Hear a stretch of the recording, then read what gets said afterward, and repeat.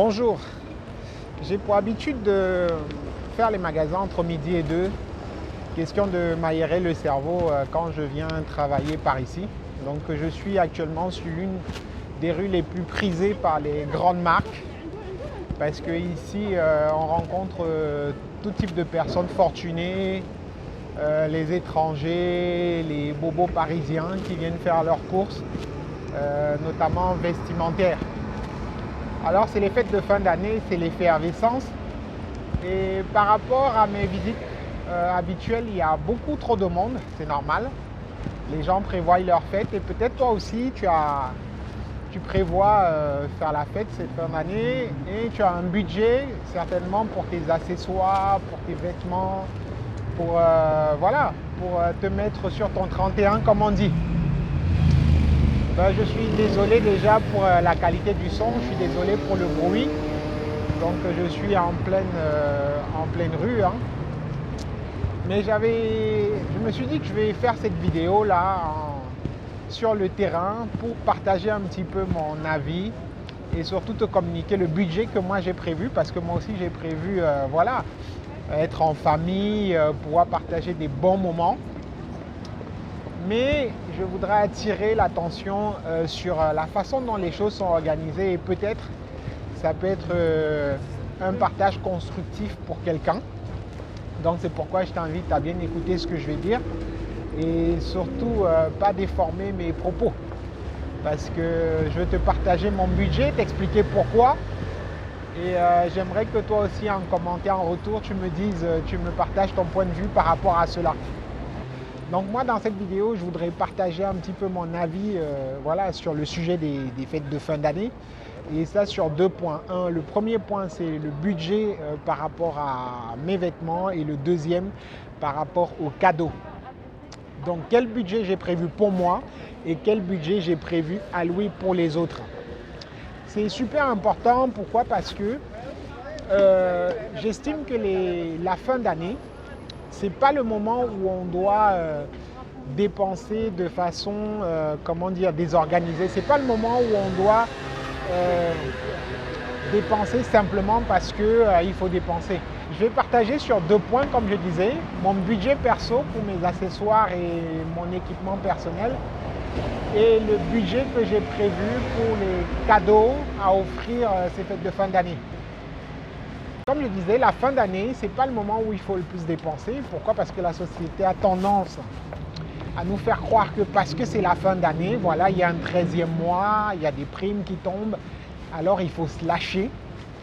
Moi, je pense qu'au contraire, la fin d'année, c'est le moment où il faut remplir son grenier, où il faut faire des provisions, des prévisions pour la nouvelle année. Donc, généralement, la fin d'année, c'est le moment où je dépense le moins possible. Et tu le comprendras très bien lorsque je vais te parler de mon budget perso, de combien j'ai alloué pour ces fêtes de fin d'année. Alors, en ce qui concerne les achats, pourquoi j'ai besoin d'un budget?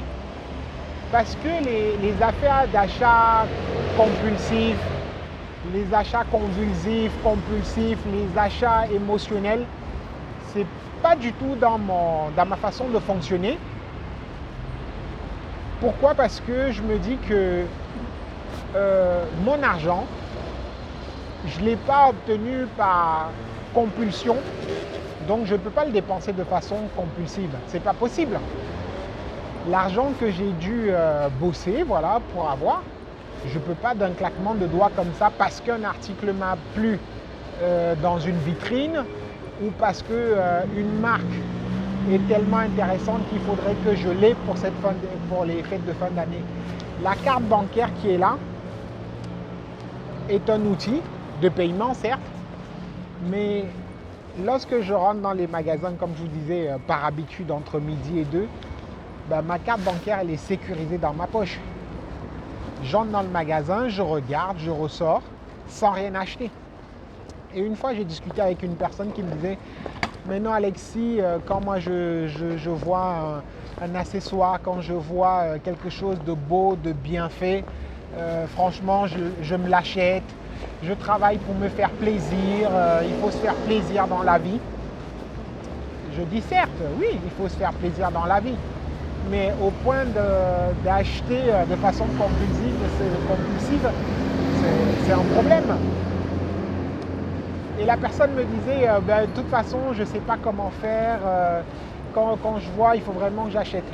Je lui avais dit ceci, et c'est une astuce que je partage avec toi, si toi tu te trouves dans ce cas où, parce que c'est l'euphorie, c'est l'effervescence, tu ne peux pas t'arrêter.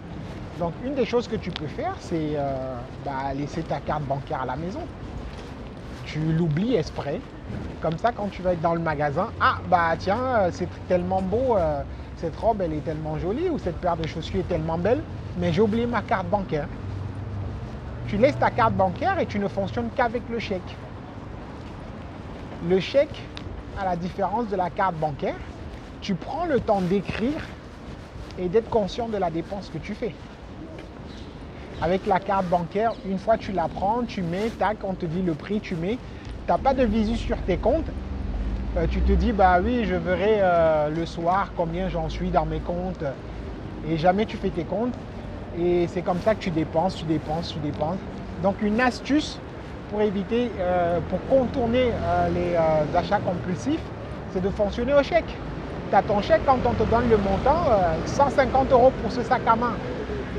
Le temps d'écrire 150 € sur ton chèque, tu auras peut-être l'information qui va monter dans ton cerveau pour te dire, attention, c'est quand même 1, 5, 0 que tu veux écrire là. Vous voyez?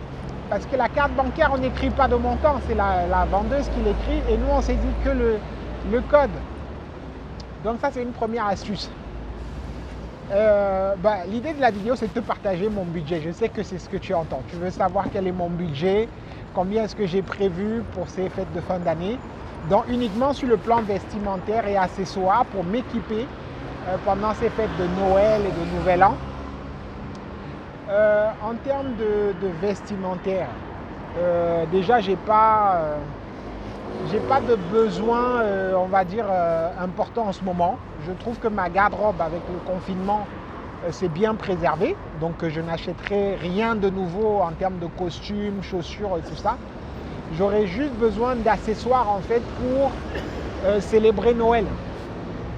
Donc j'ai déjà repéré dans un magasin un pull de Noël, dans un magasin très moins cher, un pull de Noël.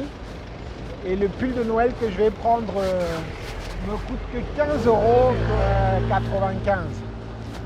Donc je vais prendre ce pull de 15,95 € auquel j'ajouterai 2-3 accessoires, donc les lunettes de Noël, le petit chapeau, vous savez le chapeau de Noël qui fait les lumières là, il coûte 1 €, 1,90 €. Donc au grand max, je suis à 30 €. Donc mon budget pour ces fêtes de fin d'année en termes de vestiments et accessoires est de 25 à 30 € max. Donc j'ai prévu 25 € pour mes fêtes de fin d'année. Et 30 € maximum, comme je disais. Donc voilà, je n'ai aucun besoin. Ce n'est pas parce que sur toutes les vitrines actuellement c'est marqué moins 30%, moins 40%, moins 60% que je vais me jeter pour acheter. Non, les achats sont planifiés. Et cette fin d'année, comme je vous disais, en 2021, j'ai très peu mis mes beaux vêtements, donc je vais les remettre, ces fêtes de fin d'année. Je vais remettre tous les vêtements que j'avais achetés en 2020. On a été confinés, je n'ai pas eu le temps de mettre des vêtements. Donc je vais les remettre simplement et m'acheter un accessoire, des accessoires et un pull de Noël pour tout ça pour 25 €. Donc ça peut être un point de réflexion pour toi aussi. Est-ce que tu achètes parce qu'on a dit que c'est les fêtes de fin d'année, il faut dépenser, il faut acheter. Là, il y a moins 20%, il y a moins 30%. Est-ce que c'est parce qu'il y a marqué ça sur cette vitre-là que je vais me dire, tiens, c'est intéressant, je vais faire des bonnes affaires. Toi qui m'écoutes, tu dois avoir entre 20 et 45 ans. Tu sais bien que le Père Noël n'existe pas. Donc ça sert à quoi tous les ans, de se jeter sur les affaires en disant qu'on fait des bonnes affaires. Non. Je pense que tu dois être encore plus raisonné. Et comme je disais en début de vidéo, garder ton argent pour des choses plus intéressantes. Noël, c'est là, ça viendra, ça reviendra, ça reviendra. Mais par contre, le foirage, les poches vides, lorsqu'elles sont vidées, elles ne se remplissent plus, tout simplement parce que l'argent est parti. Donc voilà ce que je voulais partager avec toi sur le plan du budget perso, sur mon budget que j'ai prévu pour ces fêtes de fin d'année. Donc dis-moi en commentaire, toi, combien tu as prévu, ou si cette vidéo t'inspire en ce qui concerne cette partie des dépenses que tu dois effectuer cette fête de fin d'année. La deuxième partie va porter sur les cadeaux. Les cadeaux qu'on offre, les cadeaux qu'on donne. Beaucoup de personnes, pareil, vont se retrouver dans les magasins à acheter, à dépenser. Voilà, je trouve un sac à main, celui-ci pourra bien aller à telle sœur. Je trouve une montre, ah oui, elle est jolie, elle pourra bien aller à un cousin, à un tonton. Et de fil en aiguille, comme ça, acheter. Et sans rien calculer, sans rien prévoir. Moi, je n'achète pas les cadeaux de façon aléatoire ou de façon hasardeuse. Tout est calculé, tout est prévu. Donc, tous les ans, j'ai pris voilà, la résolution, tous les ans, de choisir 10 personnes à qui je vais offrir des cadeaux.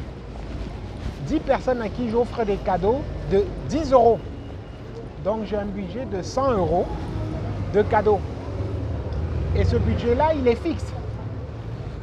Donc ça veut dire que ça ne dépend pas de ce que je vais voir ou ça ne dépend pas de l'affection que j'ai pour les personnes. Non.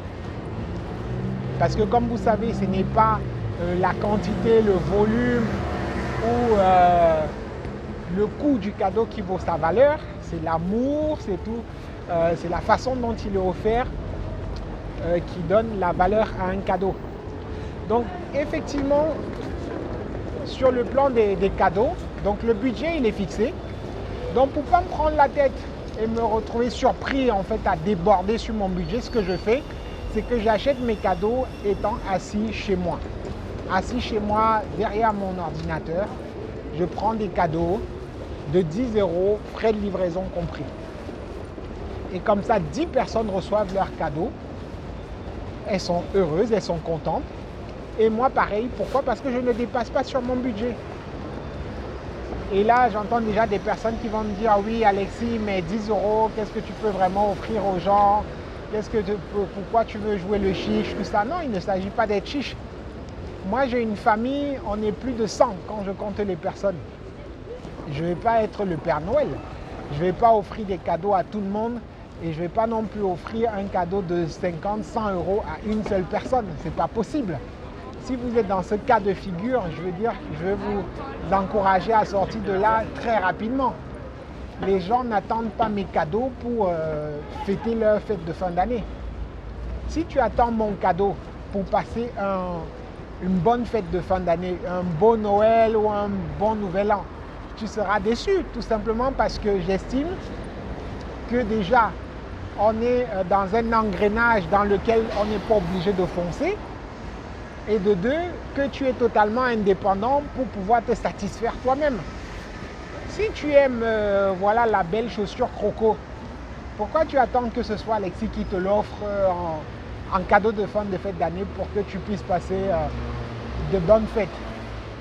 Je pense que les gens n'attendent pas mes cadeaux pour passer de bonnes fêtes. Donc, je pense aussi que les gens n'attendent pas tes cadeaux à toi pour passer des bonnes fêtes.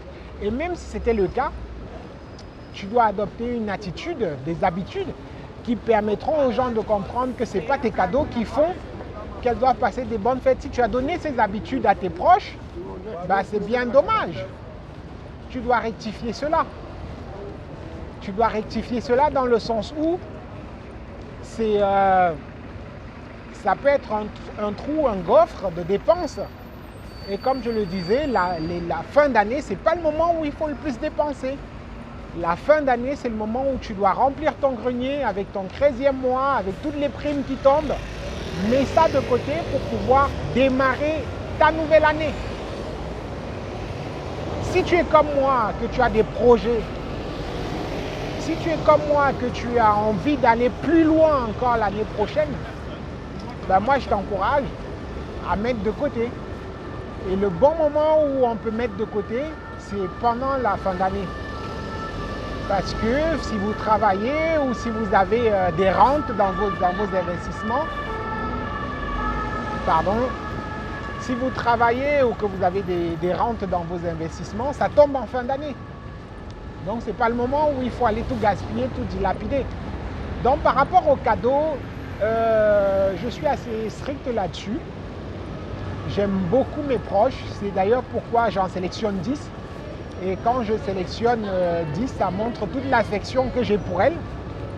Et les cadeaux sont vraiment donnés avec amour, avec générosité, mais de façon bien calculée, de façon bien sereine, de façon bien consciente.